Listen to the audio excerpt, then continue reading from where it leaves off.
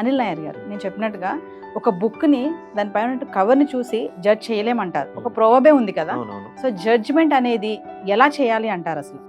నేను బేసికల్గా 20 years నుంచి టీచింగ్లో ఉన్నాను కాబట్టి నేను చాలామంది ఫెల్లో టీచర్స్కి నాకు ఒక టీచర్ చెప్పిన ఒక గొప్ప స్టోరీ గుర్తుకొస్తుంది నవీన. ఆ స్టోరీ యొక్క మోరల్ ఏంటంటే never judge A student without knowing the background of the student. దీనికి నేను ఒక 2 క్యారెక్టర్స్ తీసుకుంటాను. థామ్సన్ అనే ఒక మంచి టీచర్ ఒక కొత్తగా స్కూల్లో మ్యాథ్స్ టీచర్గా రిక్రూట్ అయ్యారు. అది ఆ ఫస్ట్ క్లాస్లో 7th క్లాస్కి క్లాస్ తీసుకుంటున్నాడు.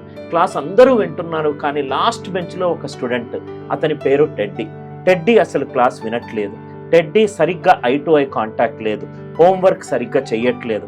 అలా 1 రోజు గడిచిపోయింది, 2 రోజులు గడిచిపోయింది, అలా సంవత్సరం వరకు.